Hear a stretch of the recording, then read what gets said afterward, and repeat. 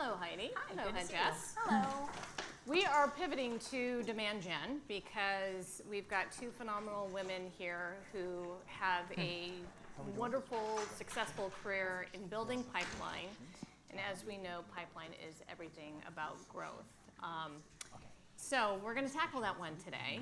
And the first question we're going to focus on really is around the scientific method of demand gen. And the reason why is that these two powerful people have a background in the sciences, not traditional marketing. So we had a little geek out a couple weeks ago around the science of marketing. But so the first question is, how has that informed how you build your go-to-market and your demand gen engines? Because you both have been very successful at Tealium and at Adobe. So I'm going to start with you, Heidi. Sure. I think we approach everything in a scientific manner. So I notice, sometimes I work with marketers, and everyone in the room has had this happen. You get on a call with maybe your partner team, and the answer is like, let's just do a webinar. People go right to the tactics. And I mean, I think that we've all lived through that, or, what would solve this is an event, or now it's honestly like, we just need an agent that will do that. And I always kind of go back to, what are you ultimately solving for? What is the outcome you desire? And thinking about that outcome first, and like, what is the hypothesis there? And then work back from that. So even like an event, like we're in today, like what does success look like? And is everybody aligned on that? Like before you go spend, several $1 million on a program, what is the outcome that everyone feels is right? And do you have that right mix and agreed upon? I think that that's a really important thing. And the other two things that I look at very, very closely that I see sometimes people don't think through are just this simple, like, who am I solving the problem for? Like, is it a buying group? Is it a set of people? Is it, a shopping cart situation where it's one person? And then what's your go-to-market? I see a lot of people, I feel like there's these trends. Like I was, around when like inbound was a big deal, and everyone's like, inbound. But if you're like, selling like, say, satellites, your inbound's not your strategy. So I think spending time on, are you PLG, what is your motion? Those are like my key things that I always start with. Hypotheses, experiments, spoken like a true scientist. Right. Okay, because you're driven, you're starting with like, I'm going to do this. Why am I doing it? But like, what was the data and the assumptions that led you to, hey, we should go after this market because we believe there is, TAM there. But from what? What was the logical reasoning? Maybe there isn't logic, but there's a logical reason. There should be logical reasoning behind it to support what is your hypothesis and why. Always start with the hypothesis, as I feel like we've been spending 15, 20 plus years teaching marketers how to be more like scientists around what is your hypothesis-driven thinking. I know that I've taught statistics for marketers, and it's sounds like a great subject. next time, all right? But it applies to AI too, right? It's like, don't just, I think we hear like experiment, and that's great, but like, what is your hypothesis? What are you trying to do first and create a roadmap before you're just like, I'm just going to do a bunch of things? Because most people in this room just don't have that kind of time. Right. And I was going to ask about that, is just how do you think about it then within the realm of AI? Because there's so much science too behind how we even use the technology. So. And that leads into experimentation. So now we're like, everyone wants to be a scientist. We've only spent 20 years. Now everybody wants to be a scientist, and everyone wants to experiment. Great, but how you experiment, you have to think like a scientist. Experimentation first starts with what is the measure of success? What do you want to report on? What is the metric? How are you going to measure it? And do you have the tools, the people, the processes, the technology to measure that? And what decision are you going to make? Just because you can measure it doesn't mean you should, right? And what decision that you're going to make based on that? Because if you're not going to do something different, do something more, less, or different, then is that the right experiment to run? Great. Okay. So we know that you can have the best engine built and all of the tools in place and data flowing, but that's only part of the equation. You also have to feed the channels as well. So content is super important, and we know even with AI and showing up in AI overview, content's very important, including brand. But how do you apply kind of your scientific method to how you go about your content strategy to feed? And then kind of an add-on question to that too is when I hear the science of marketing, I feel like we sometimes leave out the creators. So how do you get the creators who tend to be the art of marketing on board with that? I just don't like thinking of them as separate things. Like I think some people have heard me say this, but I think of like brand and demand as a taco. Like and a taco is not a taco without the shell, and I think of brand as surrounding it. This is like my own analogy. She's a food scientist, actually. I love tacos. But to me, that whole conversation, and I feel like if I see it on LinkedIn one more time, I'm just gonna lose my mind because this is what I've explained to my executive team. Channels are channels, right? Most people in here are gonna run a mix of channels. It's like an investment portfolio, right? They serve different purposes. And an event can be great or it can be bad. Pay-per-click can be good or it can be bad. What's the differentiation? It's your content, it's your message, and it's your brand that's going into that. So I feel like, I bet there's a lot of people in the room who have had the content syndication argument where it's like, it doesn't work. I feel like every job I'm in that comes up and it's like, especially for LLMs, it's actually having a resurgence, I'll say. But to me, it's like, it's not content syndication, it's what's the content that you're using. And now to your question, like how do we decide? I think that we look at a lot of early signals to see what is bringing people in. And I'd say that there's a lot of ways people do that. We've built sort of an intent dashboard in Salesforce so we can look at some Bombora data. We use SEMrush. Like I'm basically right now actually trying to build an agent that combines all my inputs. I have some like that. How's that going? It's a little bit of a job. I'm not going to sit here and say it's easy, but I think it would be helpful because I think our intent dashboard so far is including like our G2, it's everything. So our sellers aren't like logging into 5 different tools. That's what I'm trying to get away from. And then I'm also trying to look at our call intelligence and sort of seeing like what are the terms that we're seeing in all of our call data, because it kind of says like what brings people in and then what are they talking to our sellers about. That informs my content.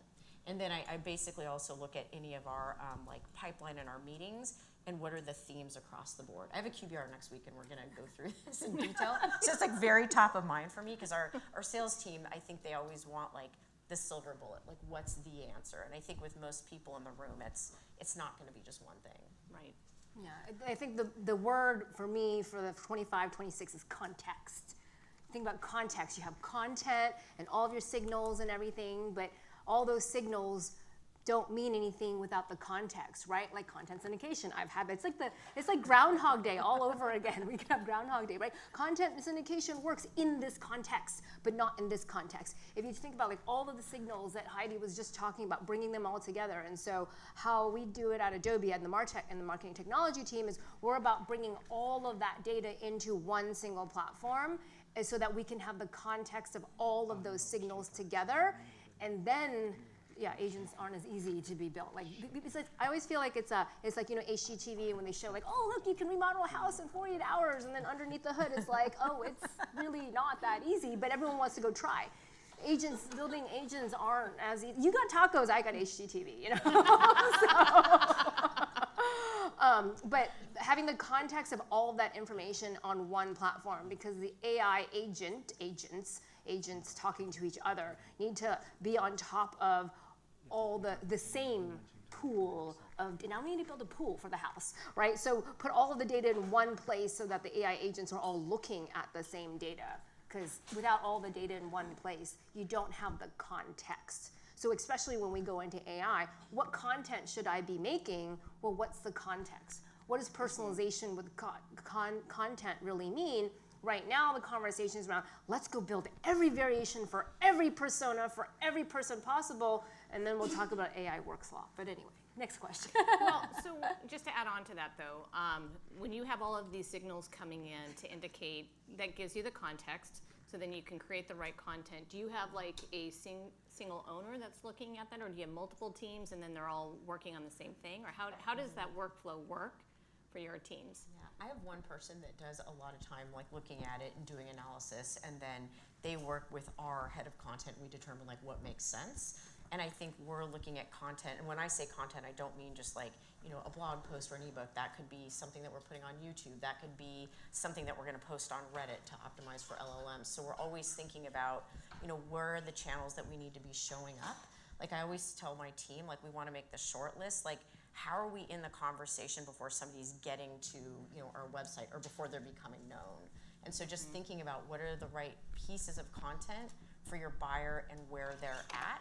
And I think what's probably just something for everyone in the room to think about with LLMs, it's changing. And I mean, I think like my CEO will say, everybody's on LLMs now. I'm like, well, that's not what the LLM said, but it's like people still go to websites for now. And so I think it's everyone in the room's in a delicate balancing act, right? You kind of have to keep both things going. Right. No, let's see, wait, he did, So we're kind of naturally, and I think I just. we got a hot mic too?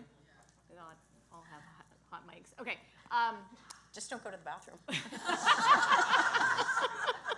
I did make sure it was off when I did that, because who knew?